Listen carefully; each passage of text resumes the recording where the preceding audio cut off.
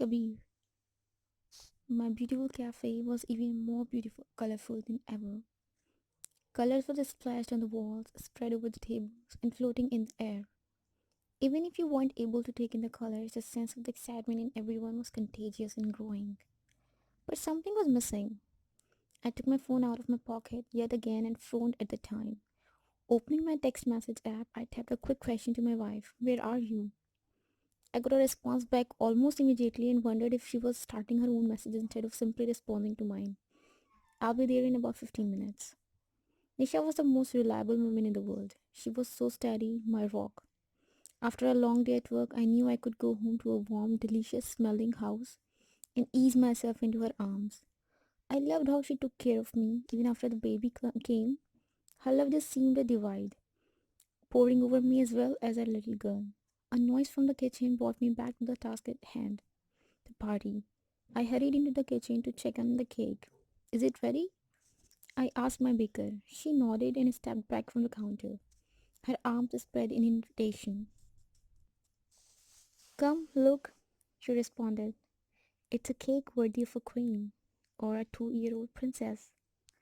I looked it over with a critical eye, but it was absolutely perfect. I gave the baker a quick squeeze on the shoulder in the gratitude. "You're right, you did an amazing job." "As always," she teased.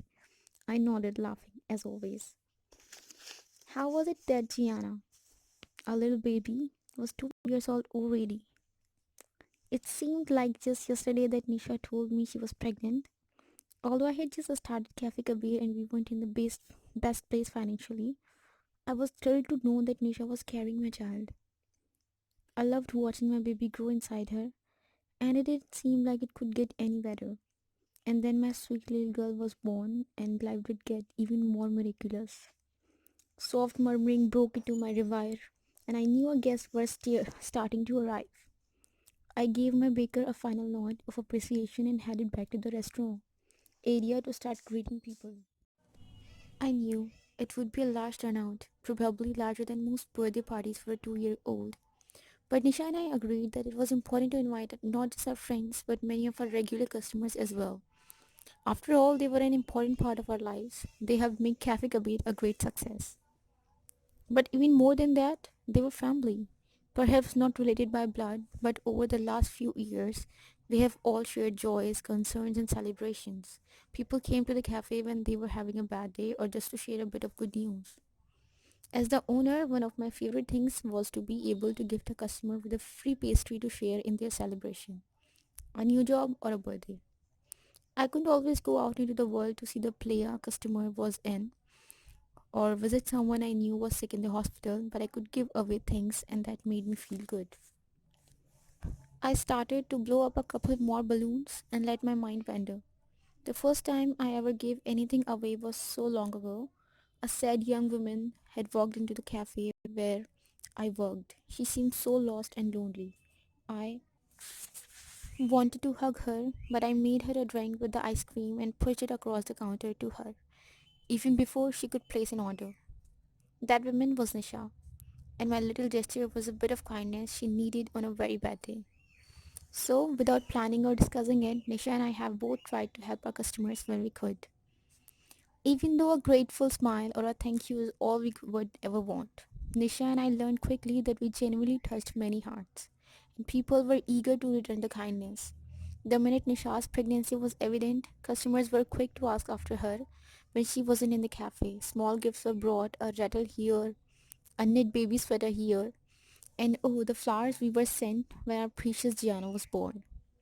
We were all in this together, and I was delighted that so many people would be here to celebrate our little one's birthday. My cell phone rang again, and I quickly excused myself and found a quiet area to take the call. "I wanted to confirm our meeting tomorrow," my retailer said on the phone. "Do you have the address?" I thought about the pile of paperwork that was sitting under the counter. "Absolutely, it's at 3 p.m., right?" "Exactly," she said. "I'm glad you'll be able to make it. It sounds like you're really busy right now." I laughed. "It's my daughter's birthday party. We're having it at the cafe. If you're in the area, you should stop by." "Wish I could, but I have too much to do today." "I understand. Goodbye for now." As I walked back into the cafe, Nisha was rushing in the door at the same time as Mira and Vivan did. Even though Nisha was a little later than she anticipated, I loved seeing the three of them coming in together. Even though Mira and Vivan were both extremely busy people too, when the four of us were able to gather, together it was almost like coming home from a long journey. Gianna held out her long arms to me and I swept her up, giving Nisha a tight hug as well before we kicked the party into high gear. The life of the party, Gian, seemed to coax a smile out of everybody she turned her beautiful brown eyes on. And although we said gifts were not necessary, our little girl had plenty of unwrapping to do, and she took to the task with delighted wonder. In fact, I was just as amazed at how generous people were to a little girl. Thank you so much, everyone, I said, looking around the room at all these familiar faces. We were truly fortunate, I thought, as I reached over and squeezed Nisha's hand. Thank us with some cake, Vivan suggested loudly, right before Mira gave him a playful shove, rolling her eyes dramatically. Before we cut the cake, though, I had something important I wanted to say. Clambering on a chair, I asked for everyone's attention. Thank you for coming today. I began with a huge smile, looking at all the happy faces in the cafe. You have all been a very important part of our lives, and Nisha and I are very grateful for your support of our little family. I looked down at my beautiful wife's face and she nodded her agreement, eyes shimmering with happy tears. We are all here to celebrate Gianna's birth. It's been a fun 2 years, a few sleepless nights, but ones that I wouldn't trade for the world. Gianna has blossomed with so much love in her world, and everyone here is partially responsible for it. My eyes glided over the people gathered, and I gave them a huge grin. I look forward to celebrating many more of Gianna's birthday with you. I looked over at our precious girl who was wriggling in Nisha's arm. What an amazing miracle that little one was. I felt my heart swell as I thought about how full my life felt with my little family. I also want to thank three very important people in my life. I nodded at Mira. Thank you, Mira, for believing in me when I didn't even believe in my own abilities. Your encouragement was very, very important to me when you encouraged me to follow my own dreams to start the cafe. Mira's lips were pressed together in a smile. Vivan, I continued. Your financial investment in Cafe Kabir was instrumental, but even more than that, your trust in me and my dream is more valuable than any price tag. Thank you, my dear friend. Mira and Nisha both gave him a little hug and Mira packed a happy kiss on his cheek. And Nisha, I said, holding my clasped hand over my heart. Unconsciously, my wife made the same gesture. I can't thank you enough for your constant support, not only as a wife, but as my best friend as well. I would be a hell of a man without you to give me meaning. Although only a few steps away, my sweet wife below me a kiss as I continued my speech. For a moment, I watched as Gianna successfully slid off her mother's hip and held fast to Nisha's fingers, so she could toddle around. The baby's face broke into a huge, drool-filled grin. I'm beyond excited at how well Cafe Kabir has grown over the last few years.